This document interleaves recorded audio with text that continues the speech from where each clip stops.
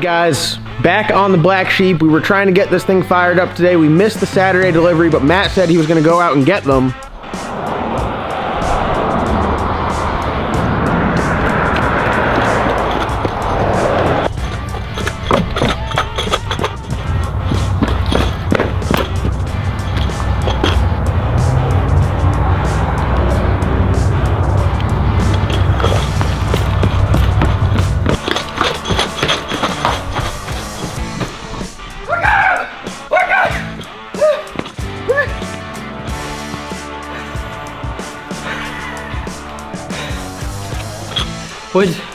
What'd you the hub?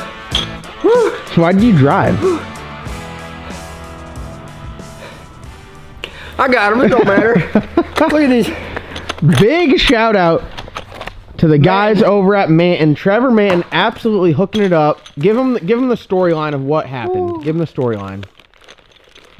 Well, since we worked here till 4 a.m., my alarm didn't go off. And see, most of you guys, when your alarm doesn't go off, you just miss work. When our alarm doesn't go off, it's a disaster. And we take Matt's keys away. He has to run to go pick stuff up. So I was like, shit, they're at the hub, man. I just started running. Like, I don't even know. I wasn't even thinking. I was just like, I got to get there. And then it was like halfway through, I was like, car would have been beneficial, but it's whatever.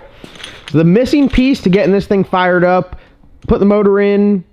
Last thing we had to do was run the valves. Went to run the valves. One side was like very, very close to being right. The other side, almost all of them were right, but a couple of them had a little bit more aggressive valve job to them. Yeah, well, we had like 6-7 thousandths to play with, which 6-7 thousandths in a valve job is nothing. So like whenever you do your installed height and you're shimming them and everything, so you do like, one might need 10 thousandths, one might need 12 or whatever to get your installed height right. That one probably needed a little bit more shim.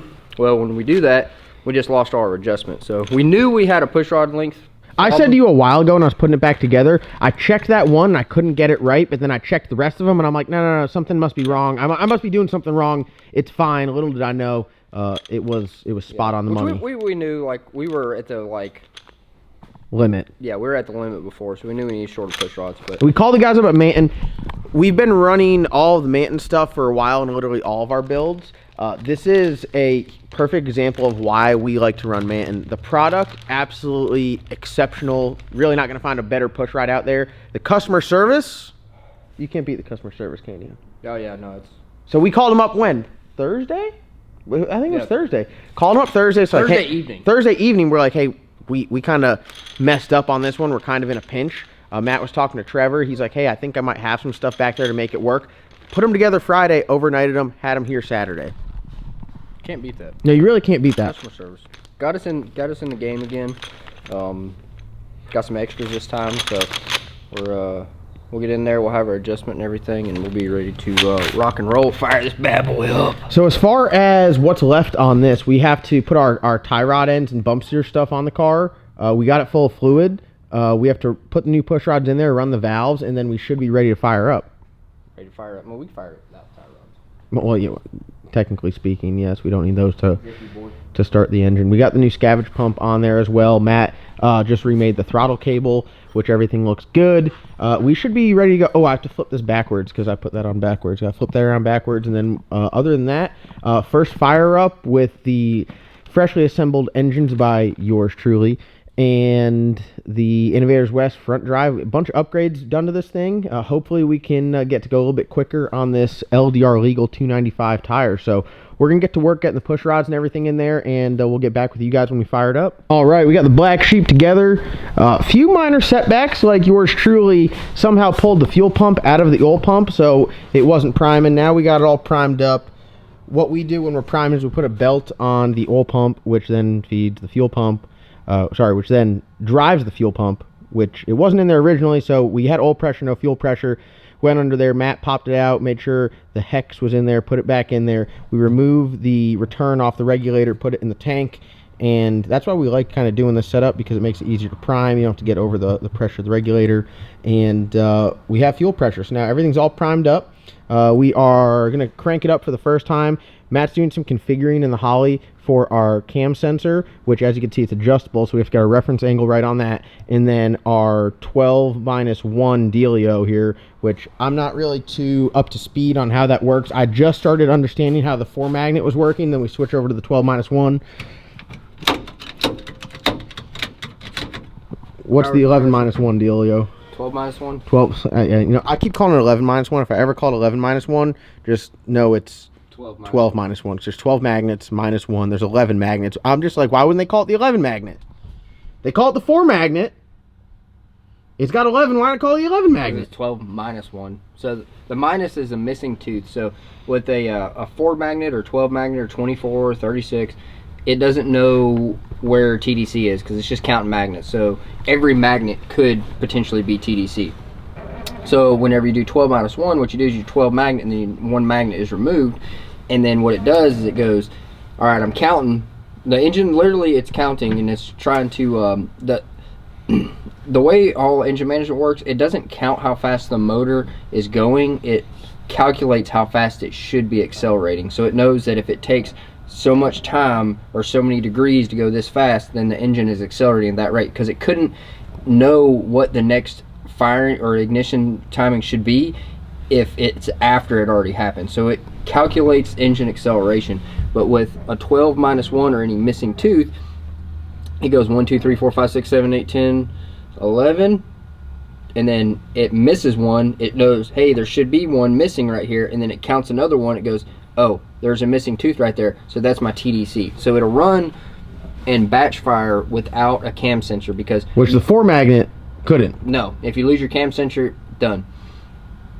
So you have to have the cam sensor, because your TDC tooth can happen. Your crank spins twice for every 1 revolution of the cam, so you can get to where your TDC on the exhaust stroke. So the cam sensor also tells it, it says, hey, I'm coming up. It sees the tooth on the cam and it goes, hey, this is the compression stroke, and then it knows its crank degrees from your cam or your crank signal. So then it knows, like, it goes revolution, missed 1, didn't see a cam sync, so that must be the exhaust stroke. Comes over to the ignition cycle on the compression stroke, and it sees the cam sync, goes, hey, I'm coming up on TDC on the compression stroke. So that's how you get your sequential, so it knows it's firing on the compression stroke and not the exhaust stroke. My head hurts. Yeah, that's a lot, folks. That's a lot.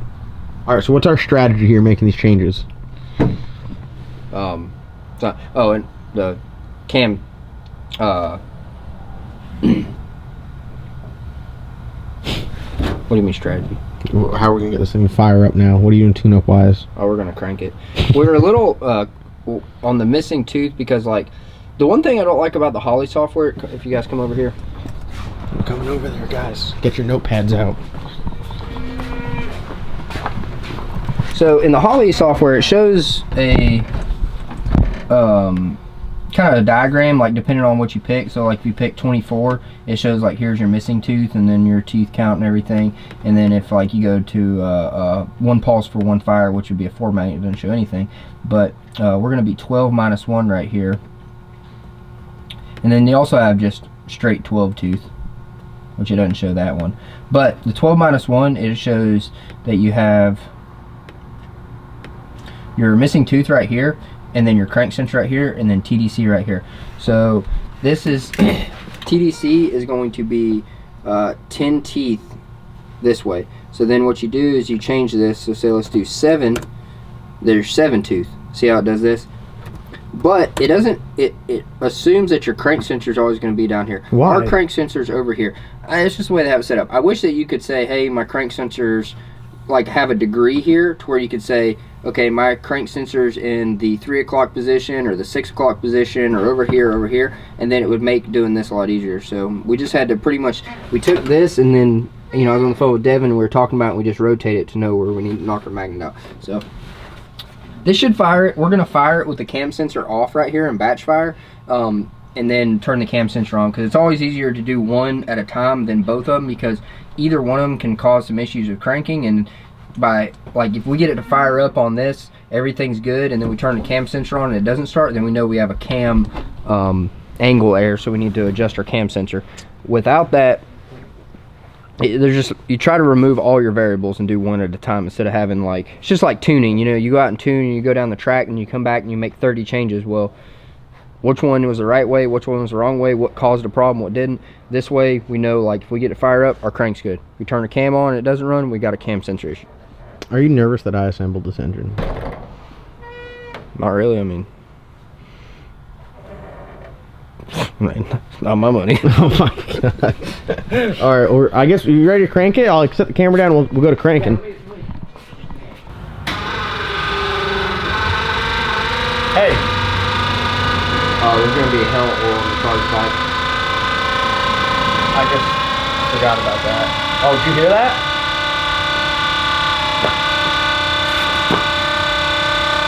Damn. Alright, ready? It's about to cover the fucking... Both parts. Ready? Yeah. You got too much gas on the brake. Too much? I think so. Let me bump it. Bump it till it's right even with it. You ready? Yeah. A little bit more. Little tiny bump. Right there. The battery's burning. Yeah. Needs the full spectrum power. The thing is, we wouldn't even have to have, like, it wouldn't even matter to run. You could just run it off the starter. Hey, I found the 10.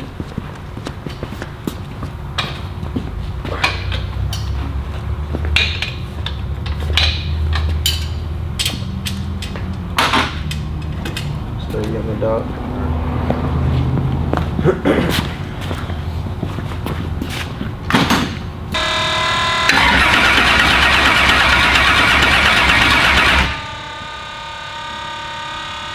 Technically, so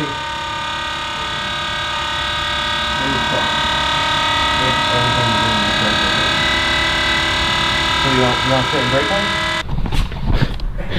All right, Mason came in clutch. We the other batteries having some problems, so he said, "Hey, I got a battery." So we just you ready? It's kind of like little rigged up here, but oh, you actually spent an hour getting the leads on. yeah, because so we got them all. We got the leads I'm on gonna start it. You ready? Right, yeah, go ahead. You want me to start it? All right. Yeah. It's been on the charger. We're gonna get it to start with that one. We just need to put it on the charger for like a minute. That was a real Mason move right there, Mason. That was you're really living up to your name. I don't know if you've seen the sweet Amazon switch panel in Chase's car, but it's got a little voltage gauge on it, and that thing's been hanging at like 15.5. On the charger? Yeah, it's not supposed to go below 16. No, it's just been sitting there. Like, whenever it came in, it was only at 15.5. So I was like, oh. Wait, what charger are you using? Chase's 16 volt charger? Yeah, it should be 18 volts. No. It goes up that high when it was on the charger. But then I forgot to shut the power off the other day, and it was down to 15.5. Well, now it's going in the dumpster. I literally just bought, or I just brought a brand new excess power battery down to Cameron Johnson race cars with the Blizzard. We have probably, Logan has like 5 of them. Yeah, one of those got to be probably trash. None of them are good. Yeah, There's yeah. 5 of them in there. Yeah, sweet, love it. Gotta love it. Their battery back in, Mason. You're guilty till proven innocent. No, it's all right. It's all right. But we got some noise going on out here. Tony pulled up in the Trailblazer.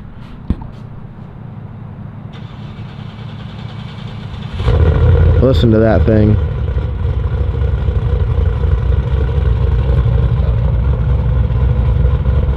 The OG, the Trailblazer. Tony won that. What was that? Was that 2 or 3 giveaways ago? Couple. Tony's local, a few towns over. He stopped by.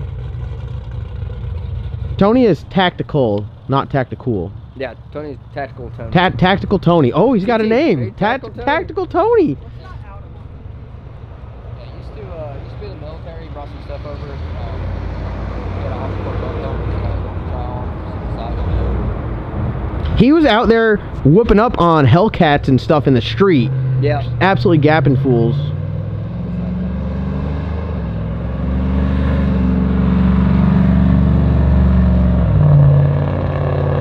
I don't know. He's pretty tactical in that thing. That's self-control right there. Yeah, that is self-control. Mason would have been in the ditch. Battery would have been fully charged though. We would have been white line to white line. All right, so we got the other battery in there. I think we're gonna try to get it cranked up here, and hopefully we're golden. We got our original battery back in. Yeah, the OG. Yeah. Show you guys what we're dealing with to get this thing cranked up. I got these new badass 1-gauge jumper cables for all the work trucks. They're coming in handy here. We got a boat anchor battery and then a battery charger with both jumper cables leading to it. And we just got a series of, and the battery charger's going and the laptop's charging. Yeah.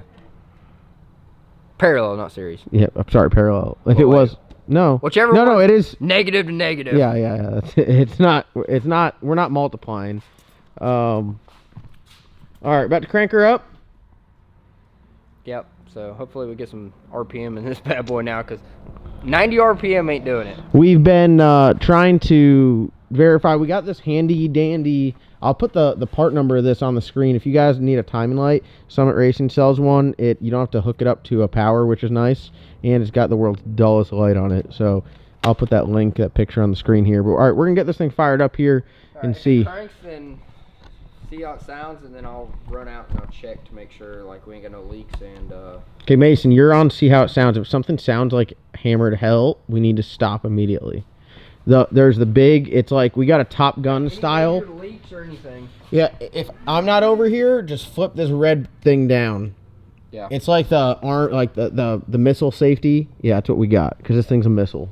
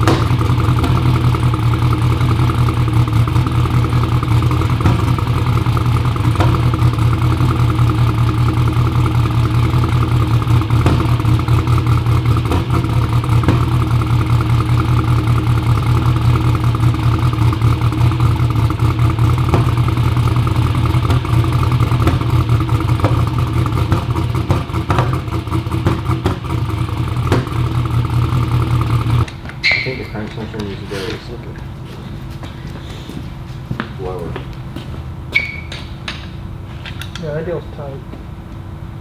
You said it was coming from the orb fitting? Yeah.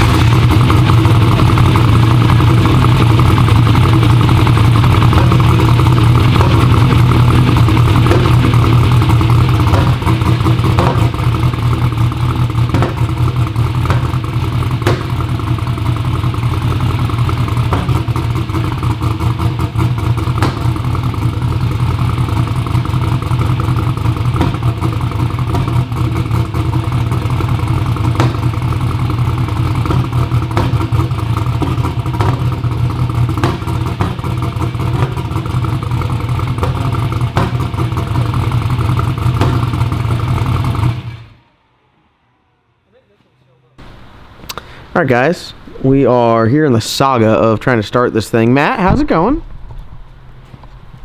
It's going. It was like, we got it to crank up, but it was just like misfiring and popping, and I don't know if you guys saw another video. And so then we were like, well, It's got to be the crank trigger. So then we started messing with the crank trigger settings until the end of time.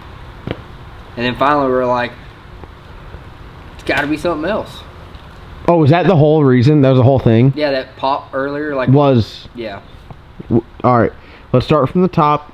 I pretty much constructed all of this unsupervised for the most part. Scott supervised me with the engine. So obviously the engine is still running, which is good. It's good. I put the rest of everything together. I got a rear main seal leak. I think I damaged the rear main seal on installation, so now I have to pull the transmission out of it to fix the rear main seal. That sucks. I had 2 fuel fittings that were loose. That happens on that. Yeah. I had 2 plug wires on backwards, and that was the reason why it kept missing and popping and backfiring the whole time. Oops. Avoidable delays. Avoidable. I'm the king of them. Yeah. But it runs. You And guys want to hear it? Yeah, it sounds very good too. I mean, Here, let's make sure this sounds like primo Black Sheep era. Oh yeah. This is the crank and the cam sensor. Everything. Yeah, it's running. Yeah.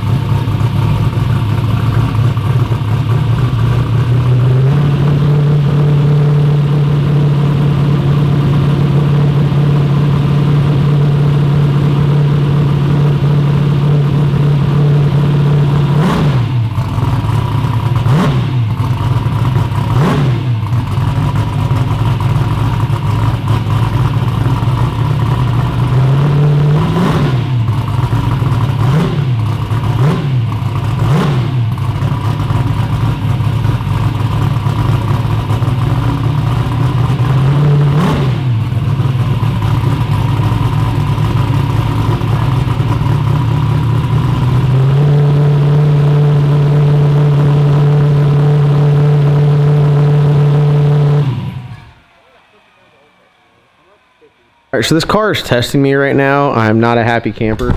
We have a number of issues. The front seal is leaking on the front cover. The rear seal is leaking on the rear cover. Potentially have 3 injectors that are not happy, so I'm just going to swap a whole new set of injectors in there. You don't have too much oil in it, do you? I mean, I put 8 quarts. Oh, maybe it takes 7. Might have a quart extra. No, it's 8. I mean, I literally put 8 quarts in it. Yeah, so that's where we're at. Oil pressure, I mean, Matt's saying that the oil pressure was, or the oil was hot. That's why the oil pressure wasn't the greatest. Like, I like this thing having like 70 pounds of oil pressure at idle. When you rack it, it goes to like 90 to 100. I'd say that's pretty fair, don't you agree? Yeah, I'd have to look at some old data logs and see where it was at. I don't think it was that high. No? It could, maybe it's not that high. But it was at like 50 right then and there. And then I looked at the air-fuel ratio, and it, like at idle, it was at like 3.1, 3.2, and I'm like, something's wrong. So I said, hey, I think we got some stuck injectors. Matt went and looked at the EGTs. 4, 5, and 6 were 400 degrees cooler. So we're going to just swap out the injectors, fire it up, I guess test it and see, and then literally I'm just going to pull the entire motor out again to fix the front seal and the rear seal. How exciting does that sound? What's in there? Oh, nothing. I was just looking. Yeah. Send those back to billet atomizers, get them cleaned.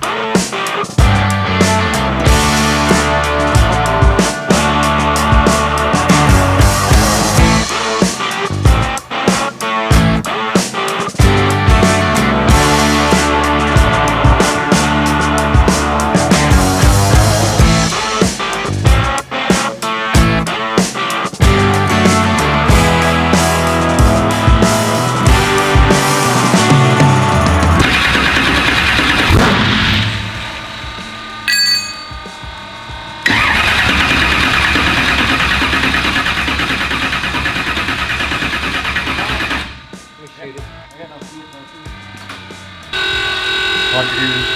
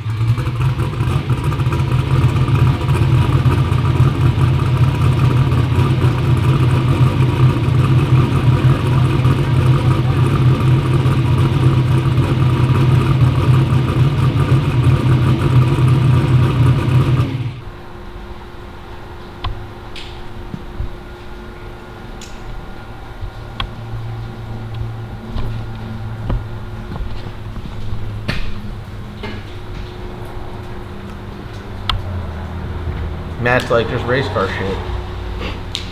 Just race car shit. We had her running.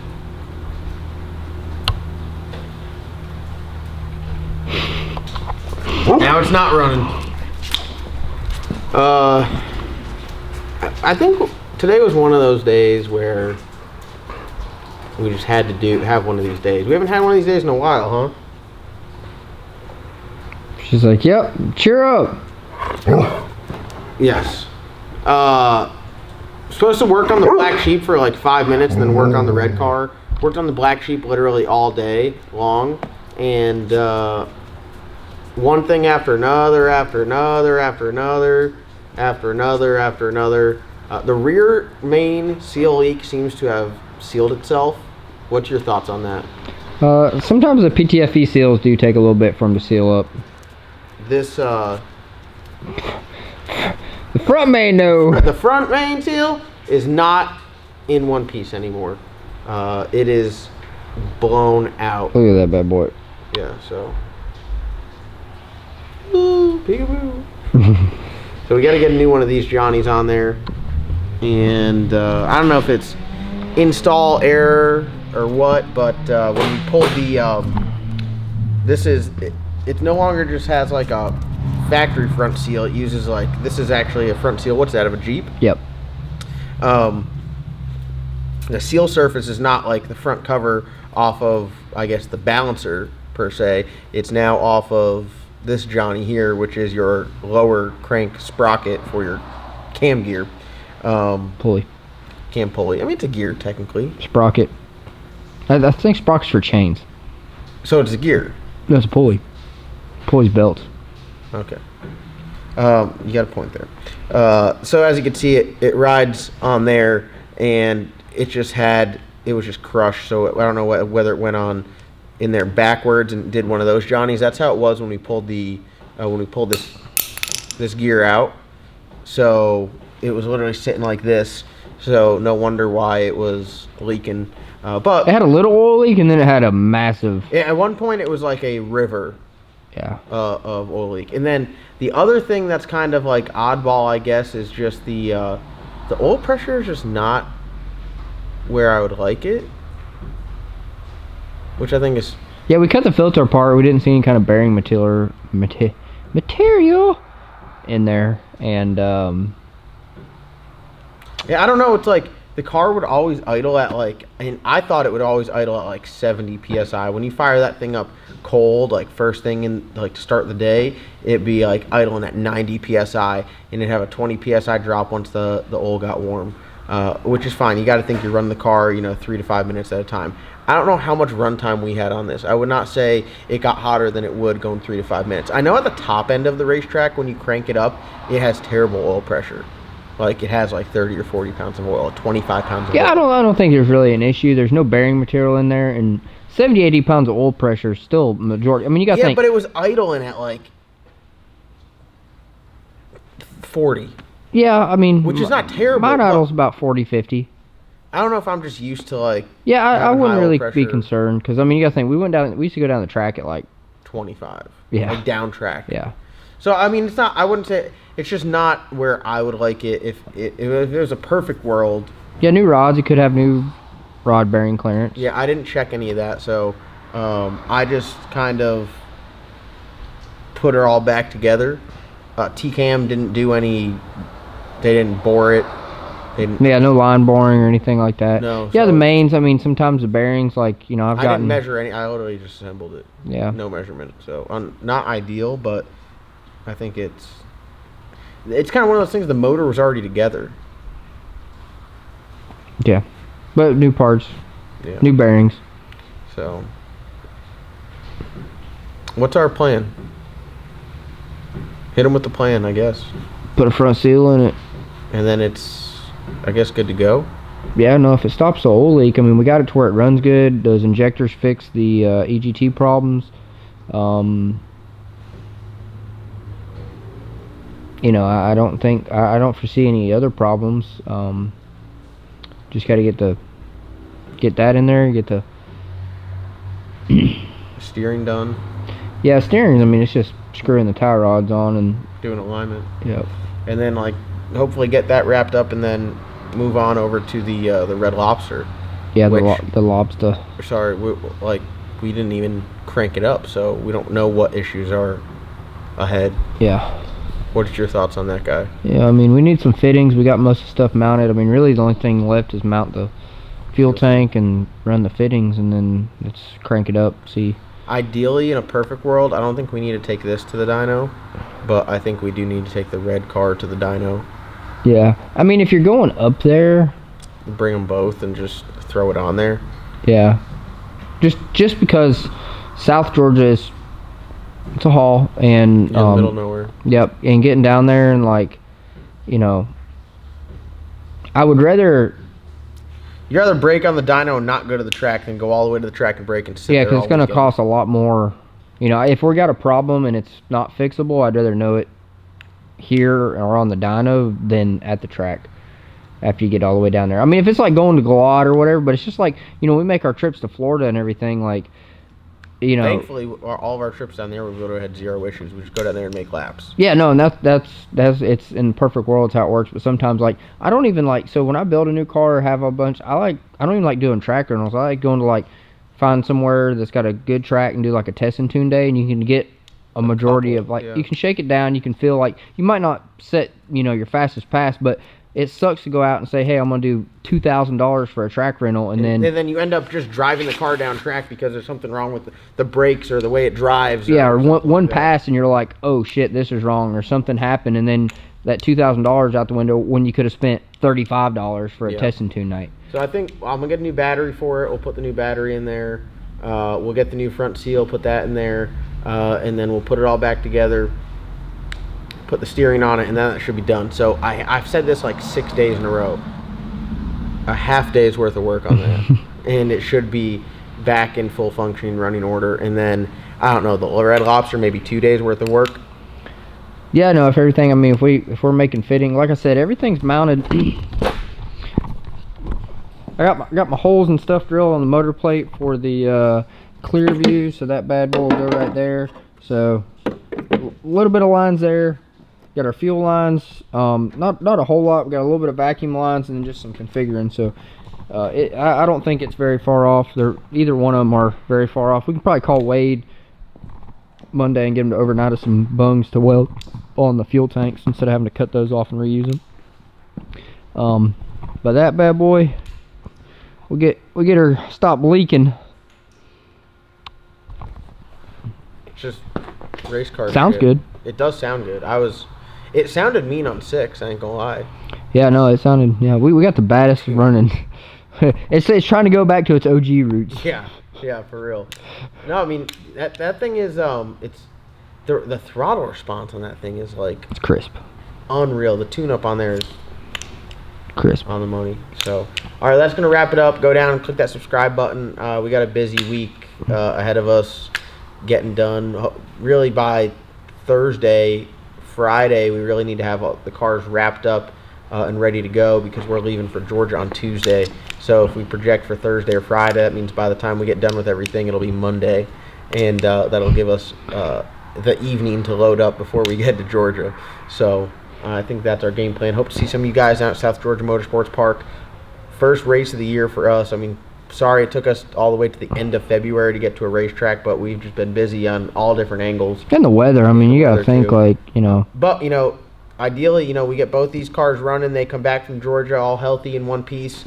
You know, slap a converter and Slick Rick. That's 3 hot rods up and running. This one behind me, 4. Bam. And I'm doing a turbo swap on Pop's car over there. That's 5 hot rods. We got Hank, that's 6. Bloodbath in here should be coming out. We'll have 7 hot rods on the channel that are, you know, badass turbo deals that are running. And Cameron Johnson's working on the Blizzard right now. So, yeah, I'm good with it. Yep. Anything you want to send them off with? No, I mean, we got that bad boy. We're gonna be doing some drag week stuff. Our boys down there in sick week. Yep. Good luck to everybody. Yep. So, a lot of racing coming up. I think once we get the ball rolling, once we get to the racetrack, we'll be spending a lot of time there, which is good. So hopefully a lot of racing this year. Hopefully we can get a lot of wins and whoop a lot of ass. Yep.